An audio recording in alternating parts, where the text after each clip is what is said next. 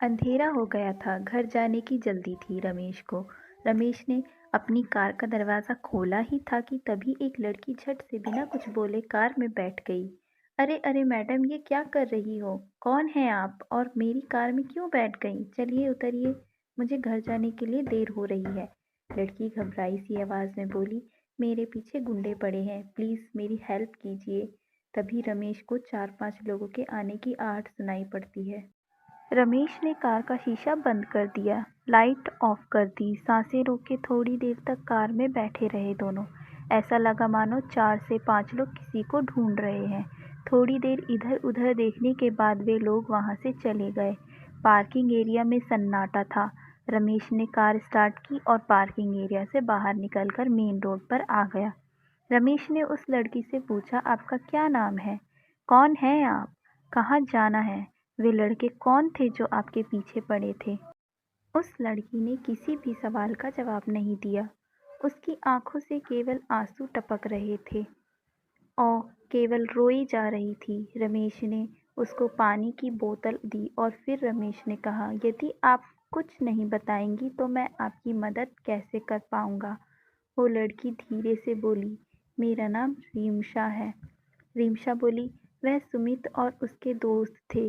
सुमित मेरे कॉलेज में मेरे साथ पढ़ता है और मैं सुमित से शादी करना चाहती थी, इसलिए गहने और पैसे लेकर घर से भाग आई हूँ।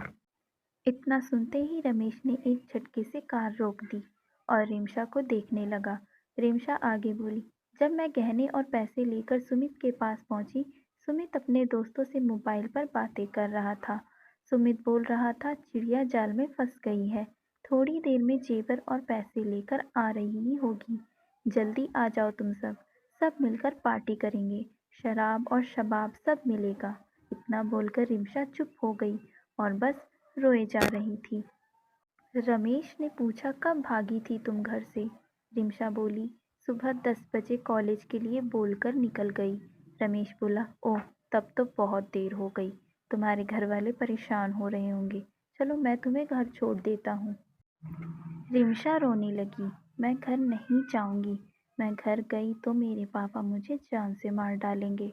रमेश हंसकर बोला, अच्छा, आज तक कितनी बार जान से मारा है तुम्हारे मम्मी पापा ने तुम्हें? बताओगी मुझे?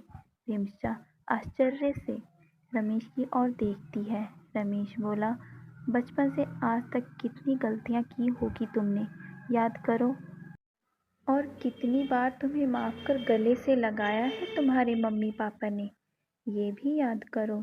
देखो रीमशा, इस दुनिया में माता पिता ही हैं जो अपने बच्चों की बड़ी से बड़ी गलती को माफ कर उन्हें अपने सीने से लगा लेते हैं।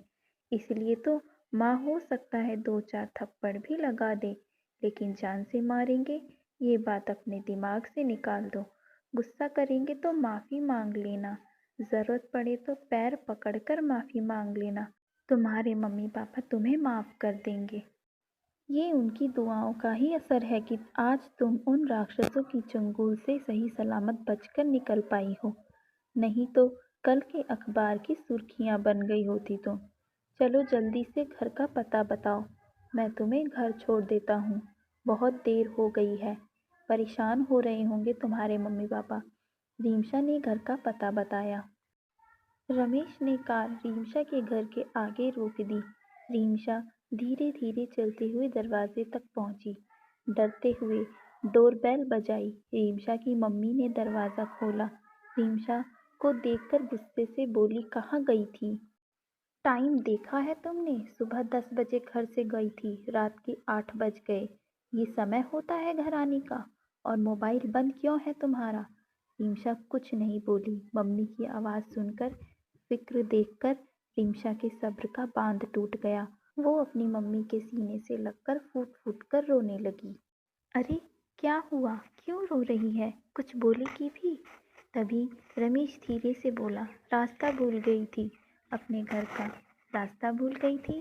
रिमशा की मम्मी बोली। सामने एक अनजान शख्स को देखकर सकपका गई। रिमशा के रोने की आवाज़ सुनकर रिमशा के भैया, भाभी, पापा सभी हॉल से आ गए।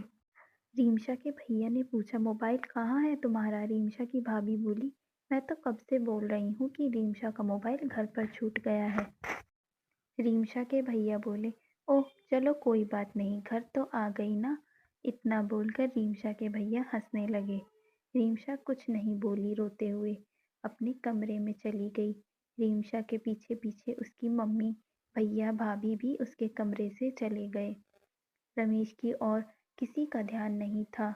रमेश मन ही मन सोच रहा था, चलो अच्छा हुआ, यहाँ किसी को कुछ पता नहीं चला। रमेश मन ही मन भगवान को धन्यवाद करता वहां से वापस लौटने लगा। तभी उसके कानों में एक कड़कती हुई आवाज सुनाई दी। रुको जेंटलमैन। रमेश एकदम से रुक गया। उसने पीछे मुड़कर देखा, सामने रीमशा के पिताजी खड़े थे। उनके हाथों में एक कागज था। उन्होंने कहा, मैं नहीं जानता कि तुम कौन हो, लेकिन मेरे लिए तुम किसी फरिश्ते से कम नहीं हो। रमेश आश्चर्य से रीमशा के पिताजी को देखता है। रीमशा के पिताजी बोले, मुझे आज दोपहर में ही पता चल गया था कि मेरी बेटी घर से भाग गई है। आज दोपहर में किसी काम से रीमशा के कमरे में गया, तभी मुझे ये खत मिल गया था। मैं किसी को बिना बताए रीमशा को ढूंढ रहा था।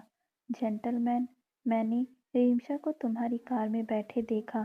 मैं दौड़कर वहां पहुंचा और मैंने तुम्हारे और रीमशा की सारी बातें सुन ली थी। मैं तुम दोनों के पीछे ही था। तुम नहीं जानते कि आज तुमने मेरे ऊपर कितना बड़ा एहसान किया है। तुमने केवल मेरे घर की खुशियां ही नहीं, बल्कि मेरे घर की इज्जत, मान सम्मान सब कुछ बचाया है। इतना बोलते बोलते रीमशा के पिताजी का गला भर आया। उनके आंखों में आंसू आ गए। वे दोनों हाथ जोड़कर रमेश का धन्यवाद कर रहे थे। रमेश ने उनके हाथों को अपने दोनों हाथों से पकड़ लिया और बोला, ये आप क्या कर रहे हैं अंकल? रीमशा तो मेरी छोटी बहन जैसी है। इतना कहते कहते रमेश की आंखों में भी आंसू आ गए और बोला, रीमशा ने जो गलती की उसको उसका सबक मिल चुका है। आप रीमशा को माफ कर दें, वो बहुत शर्मिंदा है। रमेश बोला, मैं घर चलता हूँ, मुझे घर जाने के लिए देर हो रही है।